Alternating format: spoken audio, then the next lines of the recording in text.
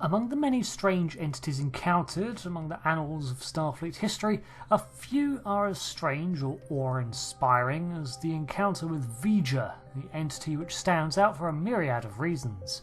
Scale, power, origin, each of these things on their own is enough to warrant a cautious investigation, but together they created a memorable encounter with a very strange yet ultimately familiar being. The tale of Voyager actually begins in the Star Trek universe of the year 1999, when NASA was launching several new exploratory space probes as part of the Voyager program.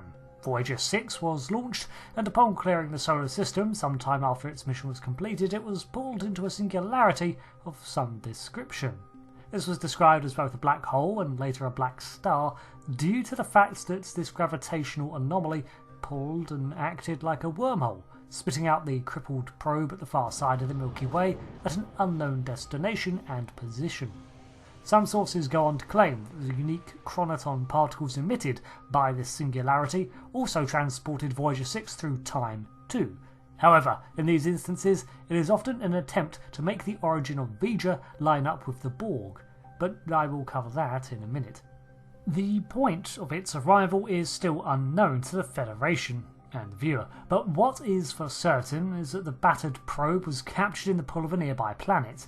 The unknown planet, simply called the Machine Planet, was populated by sentient machines that detected Voyager 6 and decided to repair it. However, they did much more than just that. They implemented overhauls and upgraded the probe, analysing its mission statements to learn all that is learnable and return with that knowledge to the Creator. They programmed this into the probe's new computers, before granting it a new means of flight and the ability to adapt. The repaired probe adopted the name Voyager after the remaining legible letters on its chassis and embarked on its continuing mission. For good or ill, this machine race had unleashed something on the galaxy that would be beyond compare for most other beings, not of godlike powers. Voyager set out on a return course for Earth, but along the way it had to learn and assimilate everything it came across into itself, to learn as per its original programming, now evolved through alien interference. Among its upgrades were near-infinite three-dimensional storage, and a data collection apparatus, and incredibly advanced sensors. They also granted it the ability to defend itself with advanced plasma weaponry. Along its way, it continued to investigate everything that came across its path by scanning, disassembling, and absorbing its learnings into itself. This process involved the launching of a high-energy plasma device that converted the struck object into energy, which was then absorbed by Voyager, which in the process learned from it. What exactly it learned is not stated, but I imagine if it were to absorb a vessel, then the ship's schematics and logs would be added to Voyager's, let alone the crew itself, maybe even a digital copy of their brains, complete with memories. This process continued for centuries, and at some point it had taken on board enough information to become a emergent consciousness. Voyager gained self-awareness and sentience. Its mind was also advanced enough to be able to communicate telepathically and register as a being capable of mind melds too. This led to it eventually question its purpose and decide that it was time to return to its original creators back on Earth. So a course was set and this entity began to travel at warp 7 back to the solar system. It took the Voyager probe around 35 years to leave the solar system, so we could apply the same logic to the fictional Voyager 6, where it is far likelier to have encountered this strange singularity. 2034 would be the time it passed beyond our solar system, so let's say it vanished as soon as it did, presuming it moved on a similar path around the planets. It reappeared as Voyager in 2272 or 73, meaning as Voyager it was 238 years old. Now, warp factors in Star Trek are messy, and not a great indicator of distance, but at warp 9 it takes 70 years to cross our Milky Way, and reach Sol again. So we know that at warp 7 it would take longer, but unfortunately we have no idea of distance travelled. But with 238 years behind it, we could assume Voyager did not make for Earth straight away, or at least It only gained a higher warp factor through its learning and acquiring of information.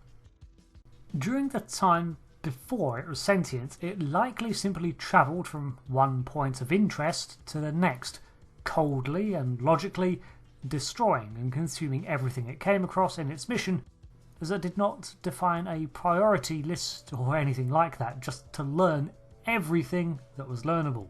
Now, as mentioned, some sources claim that this machine planet was in fact the Borg homeworld, and that they are responsible for fixing it up and creating Voyager.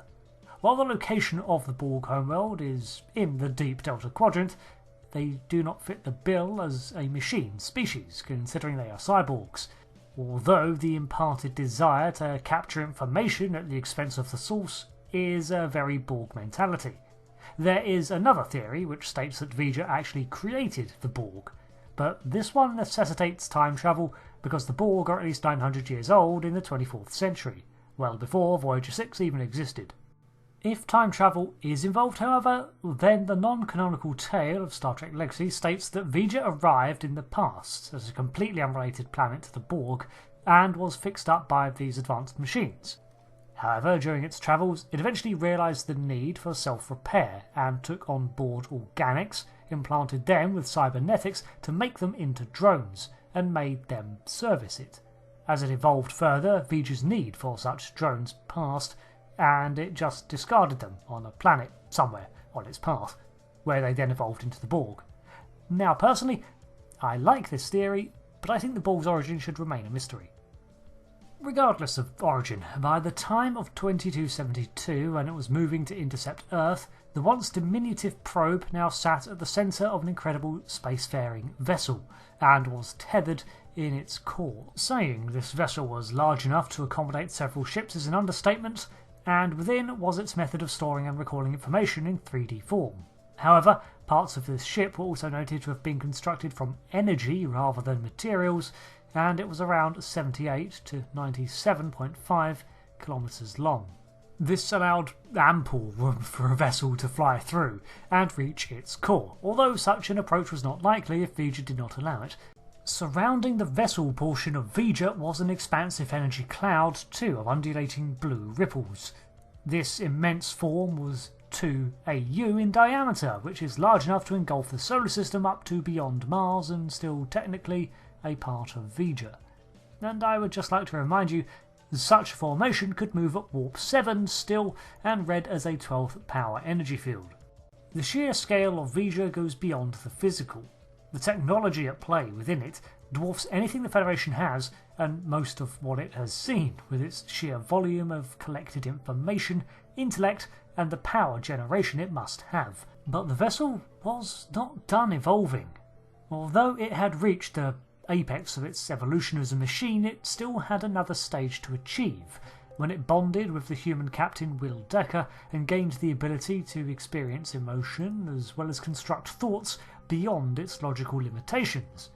Upon achieving this, its form was translated into some non-corporeal state, and it blinked away from our universe within seconds. The expectation is that it moved away to explore new realities, galaxies, or even new universes, now that it had a mind that could decide and actually had its own wants. The vessel has not been heard from or seen again, leaving many questions unanswered, but it has definitely been a reminder for Starfleet of the kinds of powerful entities that are out there and the distance it still has to go. Thanks for watching this video on Voyager. For the so-called antagonist of the first Star Trek film, I think it makes a good choice. Voyager is presented as both a sentience that can be reasoned with, eventually, but also as a force of nature, despite its artificial origin. In many ways, Voyager should not have come to be, and we can only speculate at the number of planets and people it has digitised for its records, with its cold and logical approach to analysis. I can see the parallel with assimilation from the Borg, and it makes for interesting discussion, but I would not like those questions answered. Demystifying Voyager is fine with me, but I like the uncertainty of the Borg. Thanks again. I've been Rick, and I'll see you later. Goodbye.